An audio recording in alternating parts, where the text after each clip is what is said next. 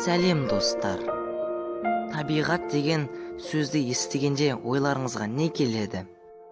Таза ауа, таза су, мөлдір бұлақ, жасыл шөп, әдемі гүлдер, жан-жануарлар және тағы да басқа нәрселер елестейтін шығар.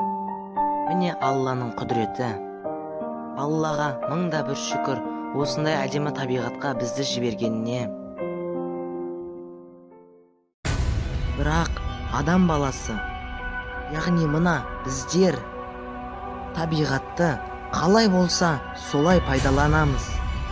Егер көшеде келе жатсақ, қолымызда қоқыстың қалдықтары болса, оны жерге тастай саламыз. Ал ол қоқыс басқа адамдарға зиянын тигізеді деп ойламаймыз да, жанымыз ашымайды да. Адам ата алейхиссалямнан бастап осы уақытқа дейін өмір сүрген адамдардың барлығын осы жер планетасы асырап келді ғой.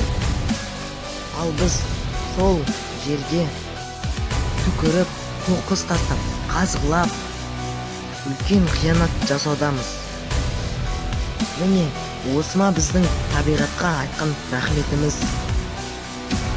Адамгершілік қайда?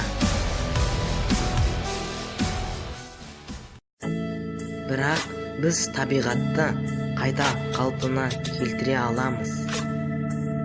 Ол үшін өзіңді дамыт. Қазіргі технологиялардың арқасында электр тоғын ауаға еш зиян келтірмей алуға болады. Біз қазіргі таңда күннен, судан және де желден еш зиян қалдықтарсыз энергия көзін ала аламыз. Соны тез арада жүзеге асыруымыз қажет. Ал осы видеодан не ұқтыңыздар?